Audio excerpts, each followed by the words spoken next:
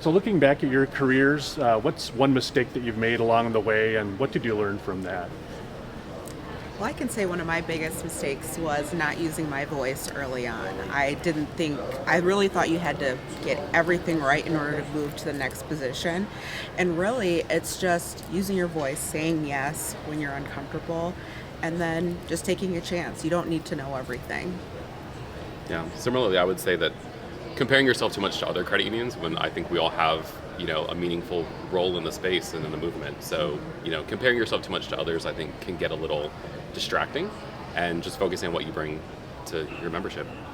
Well, I think that, from my vantage point, the issue was that not paying enough attention to explaining the why in the beginning. And I think that spending as much time as we can on the explaining the why helps the whole organization to start focusing, on in alignment and be more effective.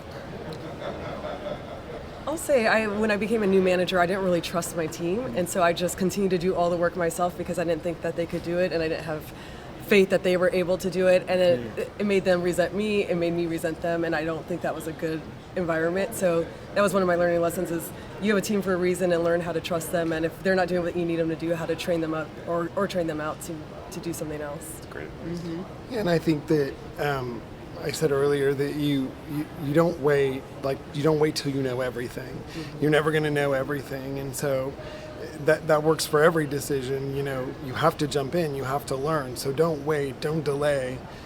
Get involved, take action, learn what you need to learn, but don't hold yourself back because you think I don't know everything I need to know to be X or do Y. I think mine was, I often in pictures do this because I'm tall, and I did that a lot in my career. I think that the early responsibility areas I had have been considered the soft stuff, and I felt that and I projected that, and I think that in the latter years of my life, probably because I'm just older, I've been a little bit better at standing straight, and doing more of that early on would have served me. Mm-hmm. And what advice would you offer your 25-year-old self about preparing for your current role? I think to piggyback on what Andy said earlier is like understand that you're never going to know everything. One of my favorite sayings is the world is dynamic, and so every day is a new challenge, and don't be intimidated by that. Just embrace it, and when you're ready, use your voice, step up, trust the process, and just kind of get in there, get your hands dirty, and move forward. I go back to what you said, be brave.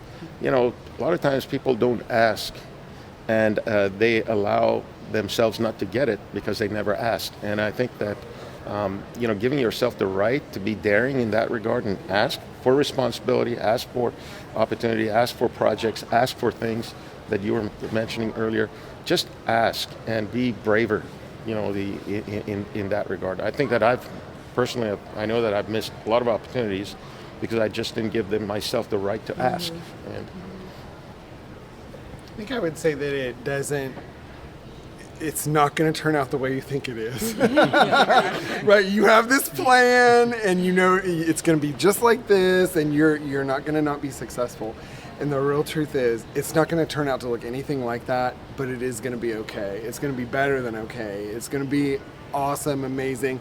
All of the great things about being successful and accomplished and driven and motivated and wanting to make a contribution in the world, those are all going to serve you, but it's not going to turn out the way you think it's going to be. Like if you were asking the question in reverse of a 25-year-old, what when you're 53 will it be? It won't be that. It won't be that.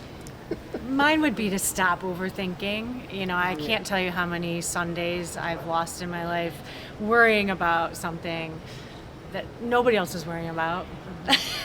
And then things turned out just fine. And the worry didn't serve me. It just ate at me. And so I would give this age self that advice too. but I would certainly give 25-year-old Tansley that advice. I would say believe in yourself. So I didn't believe in myself until somebody believed in me. Mm-hmm. And like even now that standing on this panel, like part of me is like kind of like overthinking, like, oh my gosh, I'm on a panel with all these amazing people, and it just believe in yourself. And I think everybody has something to share and something like part of them that shines, and it's really easy to push it down, but really to bring that back out. And I it's important.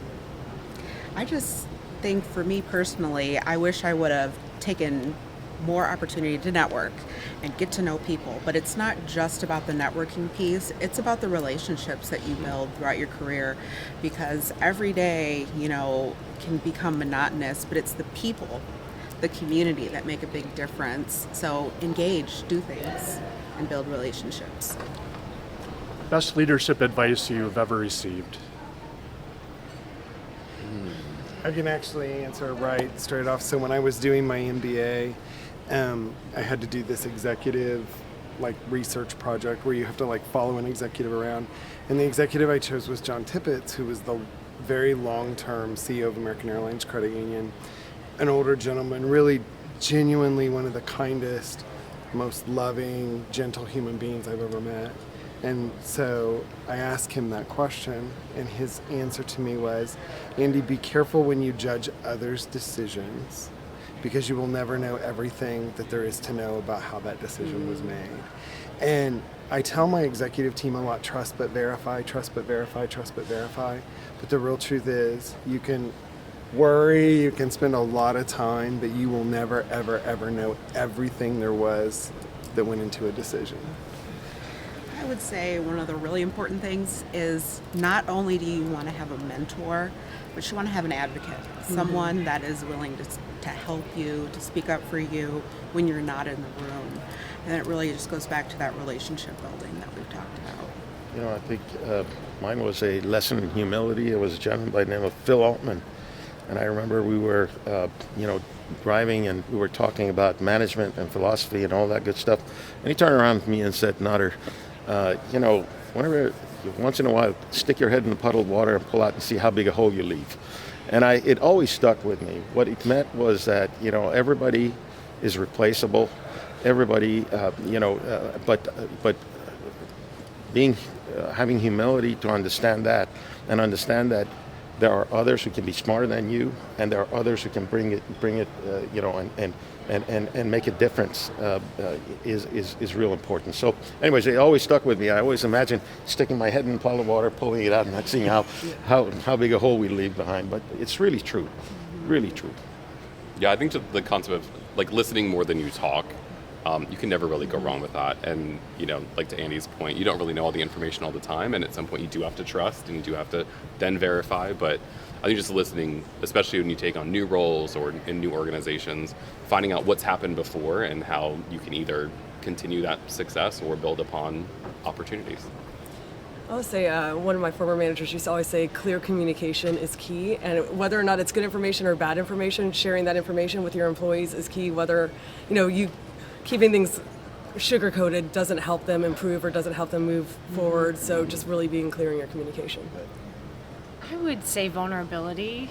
I spent a lot of my early part of my career being as polished as I knew how to be and being worked Tansley, and I think that the best leaders that I've learned from are those that allow you to see a little deeper, and I think that teams want that. I think they want a leader that is going to be polished and is going to be a clear communicator, and they want to know there's something human. And being brave enough to show that humanity brings people along.